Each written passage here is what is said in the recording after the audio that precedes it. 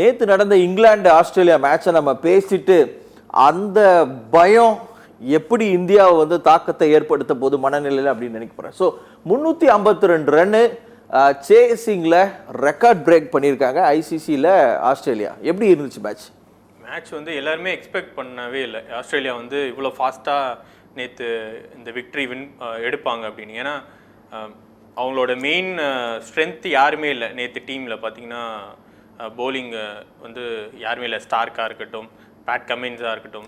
Actually Australia ஒரு டீமே இல்லைன்னு தான் பேசணும். ஆமாம், ஆஸ்திரேலியா ஒரு டீமே இல்லை. எப்படி வின் பண்ண போகிறாங்க? கண்டிப்பாக நேற்று இங்கிலாந்து ஜெயிச்சிரும். அதுவும் 350 போனோன்னு, கொஞ்சம் 300+ போனோன்னே பார்த்தீங்கன்னா ஓகே ஈஸியாக வின் பண்ணிடுவாங்க இங்கிலாந்து தான் எல்லாருமே யோசித்தாங்க.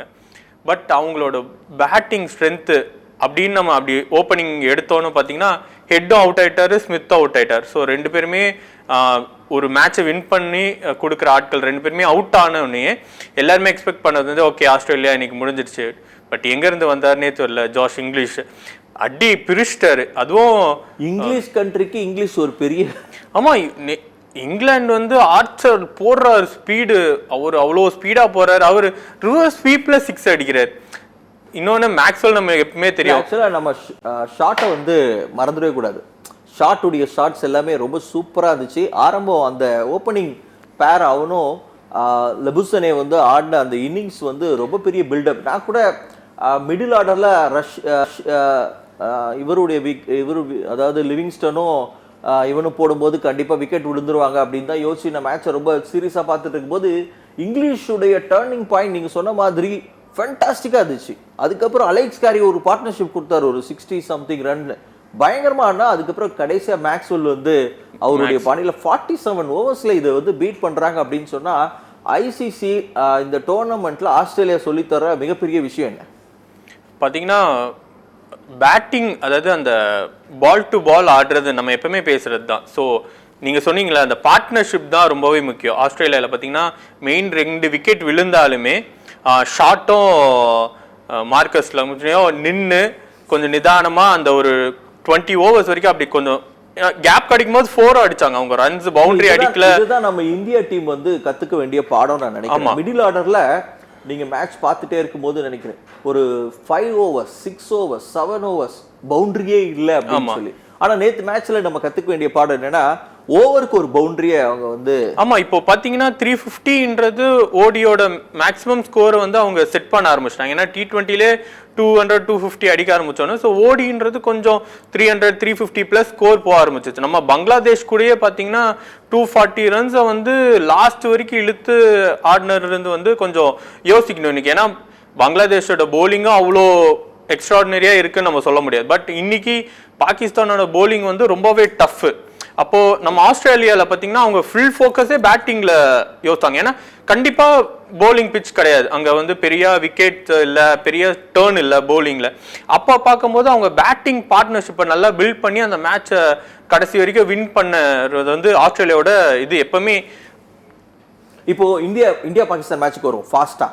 ஏன்னா இன்னைக்கு நிறைய ரசிகர்கள் வந்து நிறைய கேள்வியோடு காத்திருப்பாங்க, யார் வந்து பயங்கரமாக பெர்ஃபார்ம் பண்ண போறா அப்படின்னு. இந்த செக்மெண்ட்டை வந்து கொஞ்சம் இன்ட்ரெஸ்டிங்காக கொண்டு போகலான்னு நான் யோசிக்கிறேன். ஒன்று வந்து ஃபர்ஸ்ட்டு இந்தியாவுடைய விக்ட்ரிக்கு அப்புறம் வராங்க, பாகிஸ்தான் வந்து ஒரு தோல்விக்கு அப்புறம் வராங்க.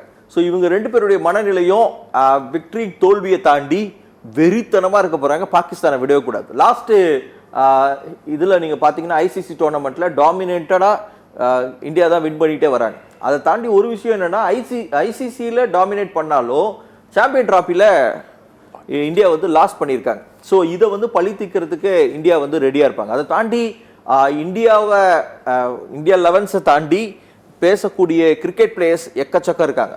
ஸோ இதன் மத்தியில் இந்த மேட்சை எப்படி வந்து இந்தியா அணுகணும் அப்படின்னு நீங்கள் நினைக்கிறீங்க? இன்னைக்கு மேட்சை பொறுத்த வரைக்கும் எவ்வளோ க்ரூஷியல், ரொம்ப க்ரூஷியல். ஏன்னா அடுத்த வாரம் நம்ம சண்டே நியூசிலாந்து கூட ஆட போகிறோம். ஆல்ரெடி பாகிஸ்தான் அவங்க வந்து ஸ்ட்ராங்காக தோக்கடிச்சு ஒரு ஸ்ட்ராங் பொசிஷனில் இருக்கிறாங்க. இன்னொன்று பங்களாதேஷுமே அவங்களுக்கு கொஞ்சம் ஈஸியாக தோக்கடிக்கவும் வாய்ப்பு இருக்குது. ஸோ அப்போ பார்க்கும்போது அடுத்த மேட்ச் இன்னைக்கு நம்ம தெரியாதனமாக தோத்துட்டோம், லாஸ் பண்ணிட்டோம் அப்படின்னா நம்மளுக்கு ரொம்பவே க்ரூஷியல் ஆகிடும். ஸோ அப்போ இன்னைக்கு மேட்ச் நம்மளுக்கு ரொம்பவே முக்கியம். இன்னொன்று எக்கச்சக்க ரசிகர்கள் வந்து இந்த மேட்சுக்காகவே வெயிட் பண்ணுவாங்க. அதுக்கு தான் நீங்க சொல்ற மாதிரி தான் உலகம் ஃபுல்லாவே இந்தியா பாகிஸ்தான் மேட்ச்னாலே ஒரு பெரிய க்ரௌட் அந்த மேட்சை பார்க்கறதுக்கு இருக்கும். அதுவும் இன்னைக்கு சண்டே வேற, எல்லாருமே ரெடியா இருப்பாங்க. ஸோ அப்போ இன்னைக்கு பார்த்தீங்கன்னா இன்னைக்கு பெரிய டியூ ஃபேக்டரும் இல்லை. ஸோ நம்ம சேசிங் எடுத்தோம் பெரிய ப்ரோஜனம் இருக்காது நம்ம மேட்ச்ல. ஸோ நம்ம ஃபர்ஸ்ட் பேட்டிங் எடுத்தோம்னா எனக்கு தெரிஞ்சு ஒரு 350 கண்டிப்பா அடிச்சே ஆகணும். நம்ம எப்போ போல விக்கெட்ஸ். அப்போ டாஸ் அப்படின்னு வரும்போது இந்தியா வந்து பேட்டிங் எடுக்கணும் அப்படிங்கிறது. ஆமா, ஏன்னா டியூ ஃபேக்டர் இல்லாதனால கொஞ்சம் அண்டர் லைட்ஸ்ல கொஞ்சம் நம்மளுக்கு பேட்டிங் கொஞ்சம் கஷ்டமா இருக்க வாய்ப்பு இருக்கு. பட் பால் நின்று வந்தாலுமே பாத்தீங்கன்னா கொஞ்சம். சரி, இந்தியாவுக்கு பேட்டிங் ஃபர்ஸ்ட் சாதகம் அப்படின்னா பாகிஸ்தானுக்கு? ஸோ ரெண்டு டீமுக்குமே பேட்டிங் ஃபர்ஸ்ட் தான் சாதகம் தான். ஏன்னா பட் ஆனால் என்னன்னா நம்ம பேட்டிங் செகண்ட் எடுக்கும்போது கொஞ்சம் ப்ரெஷராக வாய்ப்பு இருக்கு. அதனால தான் லாஸ்ட் பங்களாதேஷ் மேட்ச்ல கூட 240 ரன்ஸே நம்ம வந்து ரொம்ப ஸ்லோவா 47 ஓவர்ஸ் எடுத்துக்கிட்டோம். ஆமா, ஏன்னா 240 ரன்ஸ் வந்து பாத்தீங்கன்னா 20-25 ஓவர்ஸ்லயே முடிச்சிடலாம். ஏன்னா ரோஹித் சர்மா கொடுத்த அந்த ஓப்பனிங் நல்லா இருந்தது. ரோஹித் சர்மாவும் கில்லோ கொடுத்த ஓப்பனிங் 25 ஓவர்ஸ்லயே முடிஞ்சிடும் மேட்ச் தான் எல்லாருமே எக்ஸ்பெக்ட் பண்ணிட்டு இருந்தாங்க. பட் ஆனா 47 ஓவர்ஸ் வரைக்கும் இழுத்ததுன்றது கொஞ்சம் யோசிக்க கூடியதுதான். ஸோ அப்போ இந்த நிகழ்ச்சியை பார்த்து கொண்டிருக்கவங்களுக்கு முதல் இன்புட் என்ன அப்படின்னு சொன்னா டாஸ் வந்து ரொம்ப குரூஷியல் அப்படின்னு நினைக்கிறீங்க. பியூட்டிஃபுல்லான பாயிண்ட் என்ன அப்படின்னா, இந்தியா வந்து செகண்ட் இன்னிங்ஸில் அதாவது பேட்டிங் சேஸ் பண்ணும்போது ப்ரெஷர் ஆகி சீக்கிரமாக விக்கெட்ஸ் லாஸ் பண்ணுறதுக்கு வாய்ப்பு இருக்குது. இப்போ பாகிஸ்தானுடைய மிகப்பெரிய ஸ்ட்ரென்த்தே என்னன்னா பேட்டிங் கிடையாது, போலிங் தான். அப்போ போலிங் போது சேசிங் நமக்கு ஆல்ரெடி வீக்னஸ் வரும்போது செகண்ட் இன்னிங்ஸில் நம்ம லாஸ் பண்ணுவோம். அதனால கண்டிப்பாக ரோஹித் சர்மாக்கு மிகப்பெரிய இன்புட் கண்டிப்பாக கம்பீர் தான் கொடுத்துருப்பார் நினைக்கிறேன்.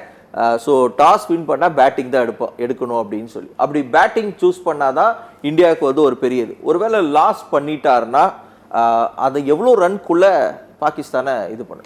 நம்ம அட்லீஸ்ட் ஒரு 250 அப்படி சுருட்டினாதான் நம்ம, ஏன்னா அவங்க போலிங் ரொம்ப ஸ்ட்ராங். நீங்க பாகிஸ்தானுடைய பேட்டிங்கே இல்ல இது, அப்போ நீங்க எப்படி 250 எக்ஸ்பெக்ட் பண்றீங்க? இல்ல பேட்டிங் இல்ல நம்ம சொல்ல முடியாதுல பாகிஸ்தான்ல அன்னைக்கு. ஏன்னா ஃபக்கர் ஜபான் இல்ல பட் ஆனா இமாம் உலகம் வந்து புதுசா வந்திருக்காருல, ஆல்ரெடி நம்ம இந்தியா கூட நல்லா பெர்ஃபார்ம் பண்ணியிருக்காரு. நீங்க முன்னாடி ஐசிசி டோர்னமெண்ட் இந்த மாதிரி இந்தியா பாகிஸ்தான் மேட்ச்லாம் பாத்தீங்கன்னா இந்தியாவுக்கு எதிராக அவருக்கு நல்லாவே பெர்ஃபார்ம் பண்ணக்கூடியவர். அதர் டீமுக்கும் பாத்தீங்கன்னா அவர் நல்லாவே ஓப்பனிங் வந்து நல்லாவே ரன் எடுத்து கொஞ்சம் ஃபாஸ்டா ரன் எடுத்து கொடுப்பார்.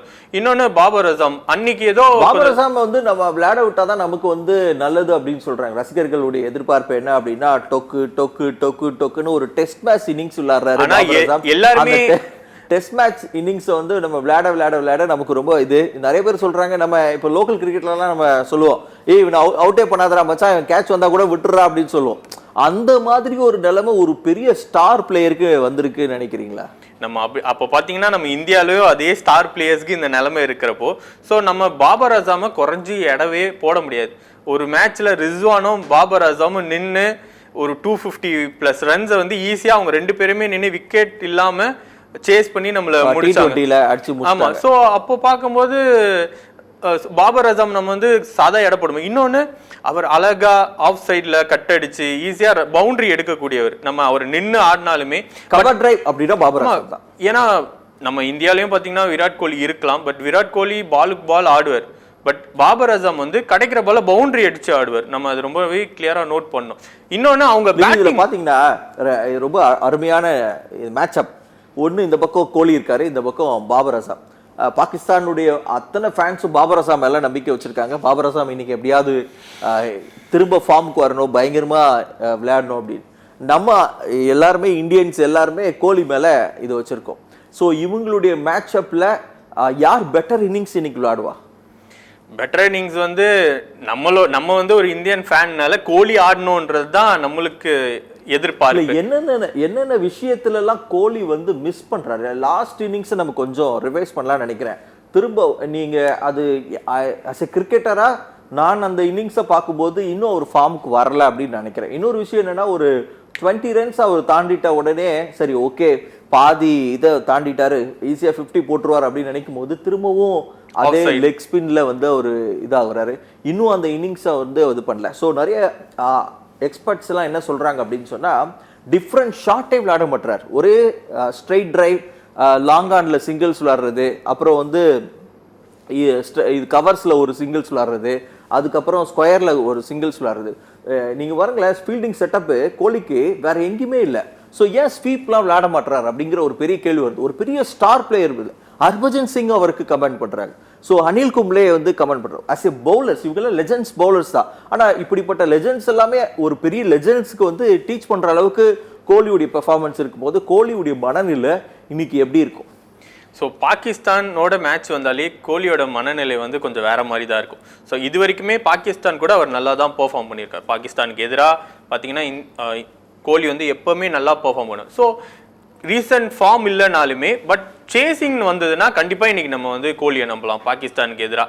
பட் ஃபர்ஸ்ட் பேட்டிங் நம்மளுக்கு தெரியாது. ஏன்னா ஃபர்ஸ்ட் பேட்டிங் பொறுத்த வரைக்கும் ரோஹித்தும் சரி கோலியும் சரி அந்த லெவலில் பாகிஸ்தானுக்கு எதிராக ரொம்ப பெர்ஃபார்ம்.